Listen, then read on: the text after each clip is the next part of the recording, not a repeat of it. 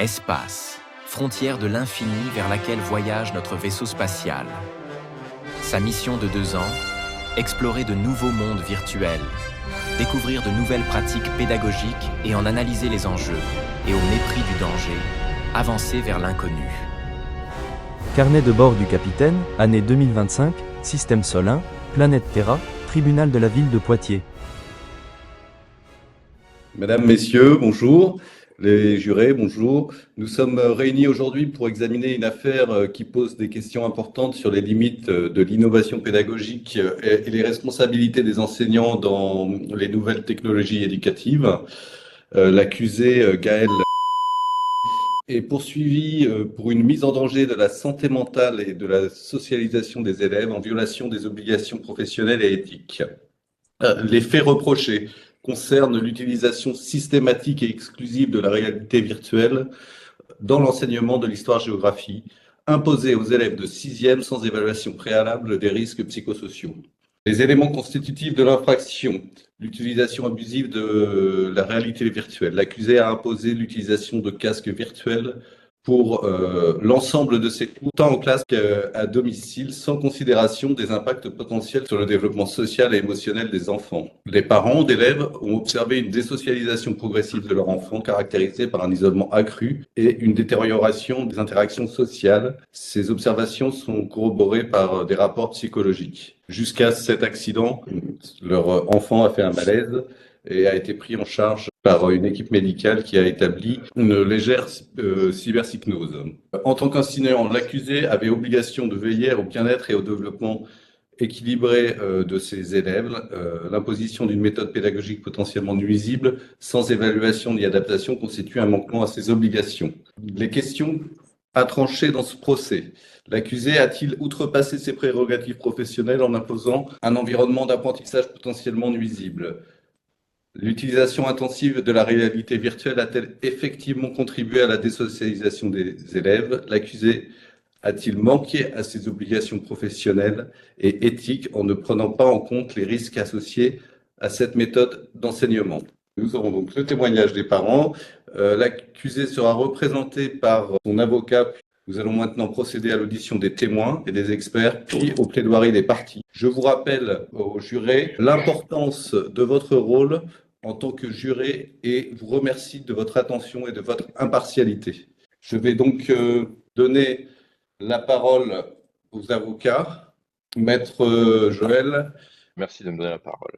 Monsieur le juge, je précise aujourd'hui que mon accusé, Madame Gaëlle, prof au collège, enseignante au collège de Bain-les-Maurice, peut pas être présente aujourd'hui. Je vais la représenter entièrement. On a eu un avis médical pour excuser cette absence. Merci. Allez, poursuivez. Effectivement, l'acte d'accusation concerne principalement un élève qui s'appelle qui est collégien en classe de 4e. Et effectivement, lors d'un cours à l'aide d'un casque de réalité virtuelle qui a été amené dans l'établissement par l'enseignant, il a fait un malaise, il a été conduit à l'infirmerie et aux urgences, et ses parents sont venus le récupérer là-bas. Et donc, c'est aujourd'hui pour expliquer ces faits et aussi pour répondre aux questions que les parents auraient à poser que nous avons cette séance. Alors, pour commencer, je voudrais dire que en fait, l'enseignant a respecté toutes les mesures de sécurité. D'une part, les mesures administratives. L'enseignant avait le soutien et le support du proviseur et de ses supérieurs académiques. Donc, il n'avait pas fait ça en totale improvisation, ça c'est clair. Plus, donc, il a pris énormément de mesures. Le collège est équipé avec un local particulier où ils peuvent faire les séances de casque de réalité virtuelle. Donc, ce qui est prévu en termes d'espace pour pas qu'il y ait d'accident. L'enseignant lui-même, avant toute séance, en fait, il demande d'un côté vérifier s'il y a eu des antécédents concernant des problèmes d'épilepsie. Les enfants sont avertis et elle surveille. Les premières séances sont très limitées et elle respecte des règles très précises qui sont que il n'y a jamais une séance qui dépasse une demi-heure.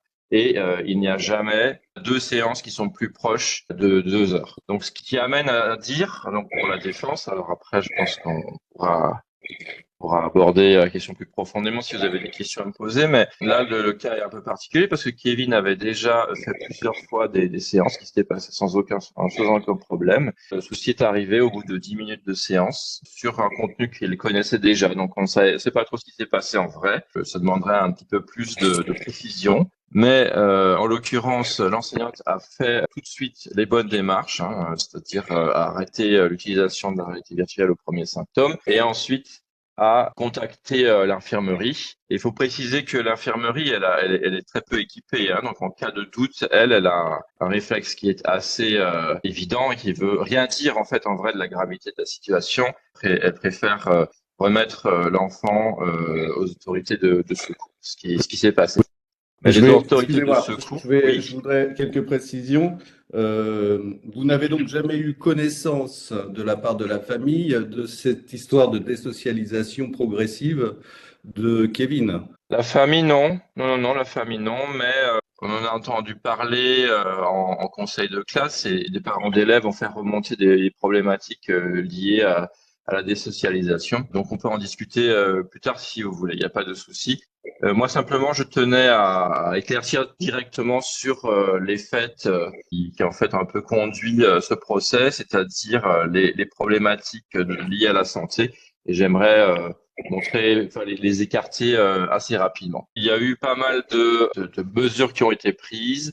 Moi, je pense que mon client a bien respecté la procédure. Évidemment, votre version pose quelques questions en termes de contradiction, puisque la famille semble avoir rédigé un certain nombre de courriers en direction de l'établissement et de l'enseignante pour alerter depuis le début de l'année sur ses inquiétudes quant à cette méthode pédagogique. J'ai quelques questions à l'accusé, donc représenté par vous ici, et puis nous passerons ensuite à l'audition des témoins. Est-ce que vous pouvez nous expliquer quelles sont les raisons pédagogiques qui ont poussé votre cliente à utiliser cette méthode et quels ont été effectivement les objectifs? Alors, ma cliente est enseignante, mais je tiens à dire que c'est pas une mesure qu'elle a prise toute seule. Alors, il y a un groupe d'enseignants, donc dont l'enseignant et d'autres enseignants en technologie qui ont souhaité faire utilisation de cette technologie. Alors, oui, est-ce que vous pouvez nous parler là de cette communauté? Effectivement, dans le dossier, il est établi que Madame fait partie d'une communauté éducative autour de la réalité virtuelle, son utilisation pédagogique, avec plusieurs membres qui, sous couvert d'anonymat, plusieurs d'entre eux se font appeler, dont l'un d'entre eux, a priori, est une caution scientifique. Est-ce que vous pouvez nous en dire un peu plus? Alors, oui, en effet. Alors, bon, il y a deux questions, hein. Je vais répondre peut-être à la première du mieux que je peux et le plus rapidement possible pour pouvoir aborder la seconde. Donc, historiquement, en fait, ces enseignants se sont vus pour discuter de l'intérêt que pourrait avoir l'usage de la réalité virtuelle en cours, et notamment pour des mises en situation immersives. Donc, dans le cadre du cours de ma cliente, ça leur a permis de visiter de manière virtuelle des monuments, de voyager au Mexique, en Espagne. Donc, c'est des choses qui n'auraient pas du tout été possibles sans la réalité virtuelle ou sans de gros moyens pour pouvoir faire le voyage scolaire. Il y a également eu beaucoup de visites virtuelles de musées. Surtout aussi, ça permet un bain linguistique très intéressant pour ma cliente, c'est-à-dire que les personnes peuvent se faire être plongées dans une foule personnes qui parlent nativement espagnol, dans le cadre de vidéos, hein, c'est pas forcément dans l'interaction, mais ça pourrait être aussi envisageable. Et également d'autres enseignants ont noté qu'il y a beaucoup d'avantages, notamment en fait il y a une expérience émotionnelle qui est très forte lors de l'immersion 3D. Et cette expérience émotionnelle, en fait, permet une excellente mémorisation, en fait. Donc, pour la langue, c'est intéressant parce qu'il y a effectivement un vocabulaire qui les enfants retiennent beaucoup mieux parce que les conditions d'apprentissage de ce vocabulaire, qui sont des conditions où l'enfant est très impliqué et où il y a pas mal d'émotions, notamment simplement la découverte, hein, c'est des conditions extrêmement bénéfiques pour l'apprentissage. Et également en histoire, ça permet de voir des scènes se réaliser comme par le passé, hein, avec des images de synthèse qui livrent les lieux dans le passé, donc qui permettent, contrairement à par exemple même à une simple vidéo, hein, ou à un cours magistral, cela permet en fait de pouvoir visualiser et se rendre compte de manière beaucoup plus intuitive des réalités qui sont abordées en cours. Alors, juste une dernière question avant de passer à l'audition des parents et de l'accusation. Quel discours, quelle prévention, précaution prenez-vous auprès des élèves concernant ce rapport à la réalité et au virtuel? Bon, je vais déjà répondre par rapport à la question de la socialisation. Alors, c'est dans le cadre d'un club dans lequel, en fait, entre midi et 2, les enfants peuvent venir participer librement pour pouvoir faire des expériences scolaires sur des contenus totalement contrôlés, hein, et maîtrisés. C'est pas accès à l'internet, hein, c'est un petit serveur qui tourne en local avec des contenus 360, donc en immersion. Et donc entre midi et 2, les enfants ont le choix de regarder des contenus, mais aussi d'échanger avec des amis qui auraient pu laisser un message, et notamment enfin, ça a eu beaucoup de succès au collège. Quelle était la deuxième question, excusez-moi? Je voulais en savoir un petit peu plus et sur les précautions qui avaient été prises. L'élément que vous évoquez, sur lequel vous revenez de la communauté, là, me paraît intéressant pour les jurés de prendre en compte, puisqu'il a quand même été établi une certaine forme de militantisme des animateurs de cette communauté pour ces pratiques pédagogiques, avec des choses qui sont assez évocatrices, hein, puisqu'il y a des références. Ce JC dit le marionnettiste, qui nous rappelle Ghost in the Shell, hein, évidemment. Et puis cette maxime, le futur est déjà là, mais il est juste inégalement réparti, hein, qui nous rappelle évidemment William Gibson, un des pères du cyberpunk. Donc on voit bien qu'on est quand même dans un univers d'enseignants, partie prenante dans quelque chose qui va peut-être au-delà des simples motivations pédagogiques. Je vais maintenant donner la parole à l'accusation. Maître Joël, vous nous avez brillamment démontré le travail réalisé en amont sur la recherche d'antécédents d'épilepsie et de facteurs aggravants avant l'utilisation de la réalité virtuelle. Mais donc certaines études ont prouvé aujourd'hui que certains publics sont plus à risque et notamment les jeunes enfants qui sont dans le spectre de l'autisme. Et je ne vous rappellerai pas la difficulté à déceler justement cette position ou non dans le spectre de l'autisme. Et je ne pense pas que ait mis ces dispositions avec tous ses élèves. Pour poursuivre, vous nous avez évoqué certaines activités telles un voyage en Espagne ou un voyage dans la foule, en nous notant que ces activités ont pu peut-être intéresser un peu plus les élèves que s'ils n'avaient pas eu la possibilité d'utiliser la réalité virtuelle. Mais on note aussi dans beaucoup de recherches que les motivations et les intérêts concernent plus souvent l'outil et son usage que la tâche d'apprentissage à proprement parler. Et je n'ai pas entendu dans votre plaidoirie d'arguments en faveur de l'outil, donc vous nous avez uniquement cité des tâches d'apprentissage. Si vous voulez bien, on va écouter les témoins de l'accusation et vous pourrez poursuivre après. Je suis témoin dans l'accusation. Parent d'élèves, j'ai pu constater différentes dérives concernant mon enfant. Je ne reviendrai pas sur des problèmes médicaux concernant mon enfant, mais plutôt sur la désocialisation de mon enfant. Je veux bien que le professeur en question ait de bonnes intentions. Néanmoins, j'ai pu constater que mon enfant, suite à ses cours répétés utilisant la réalité virtuelle, lui avait donné une certaine appétence pour cet outil. Et le fait d'ouvrir ce club lui a permis d'utiliser davantage cet outil, c'est-à-dire en dehors des cours. Donc, le professeur en question était, selon lui, respectait les règles parce que pas plus de 30 minutes d'utilisation du casque virtuel. Mais après, qu'en est-il de l'utilisation de cet outil dans le club quand les enfants sont livrés à eux-mêmes? De même que l'autorisation administrative du directeur.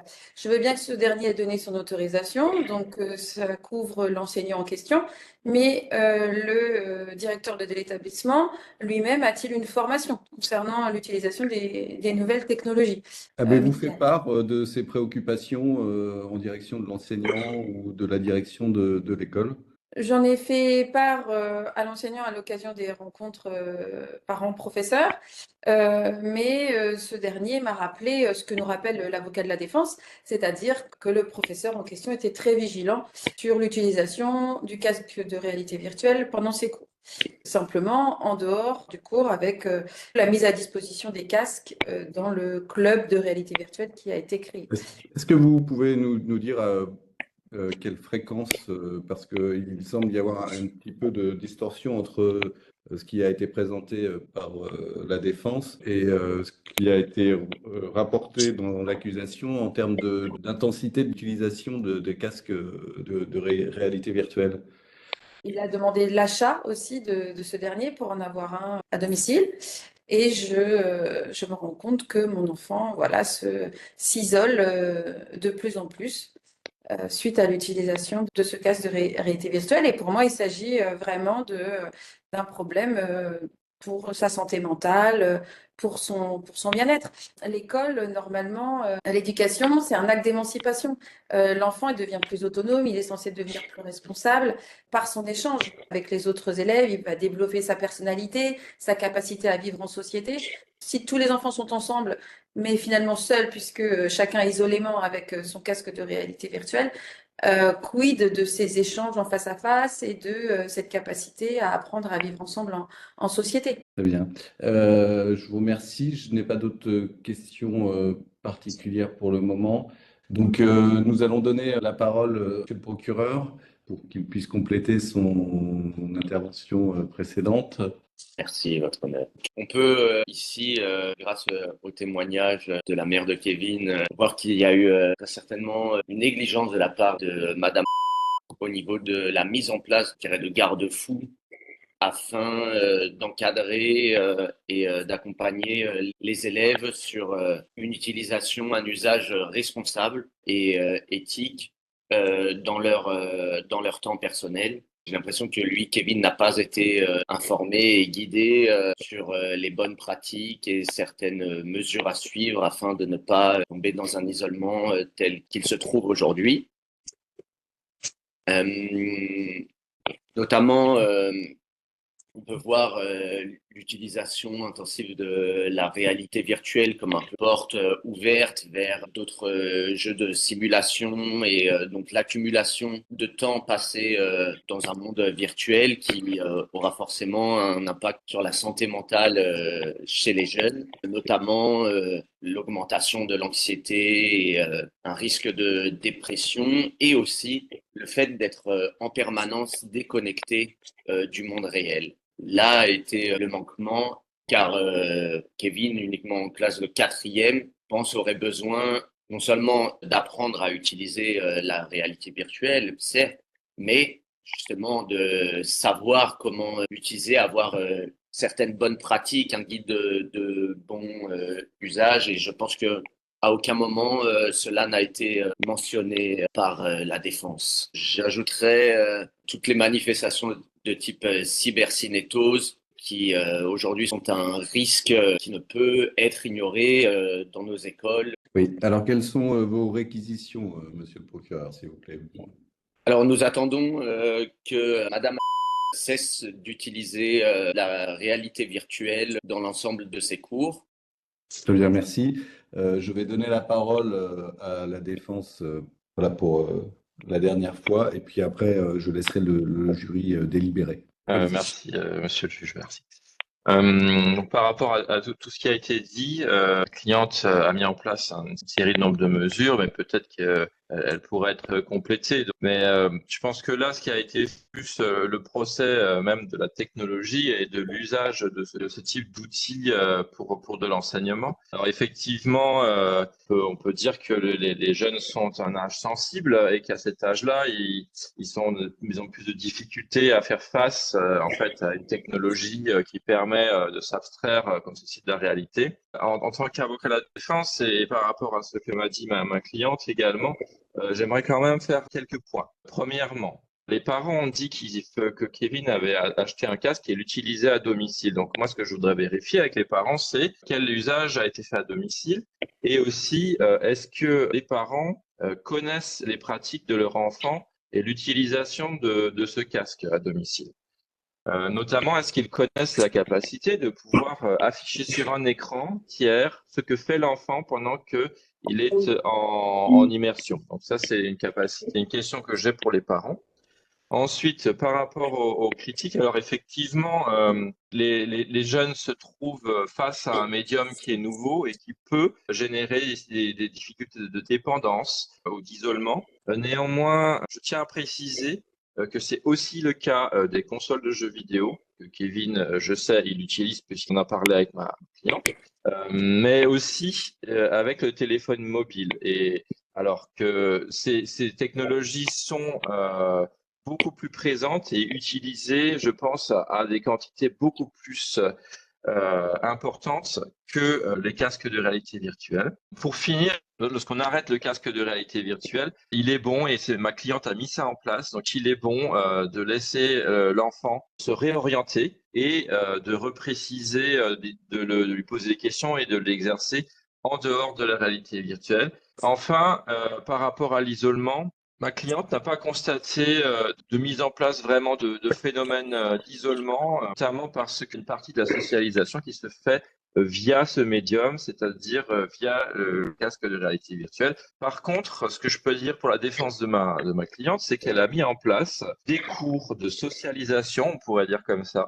En fait, elle s'est rendue compte que le casque de réalité virtuelle permettait d'expérimenter des situations pour certains métiers. Cela permet de prendre des rôles. Ça permet à l'élève de comprendre beaucoup mieux les points de vue d'autrui, en les vivant et en les rejouant par l'immersion en 3 dimensions. Et donc, je voudrais finir ma plaidoirie pour dire que on n'a pas constaté forcément une amélioration des résultats scolaires, mais par contre, on a constaté une amélioration de l'ambiance en classe et une amélioration de la participation. Et les élèves, du fait de pouvoir utiliser cet outil, ça a bien amélioré en fait leur socialisation et leur scolarisation et leur communication entre eux, bien au contraire. Très bien, merci. Nous allons laisser le jury délibérer.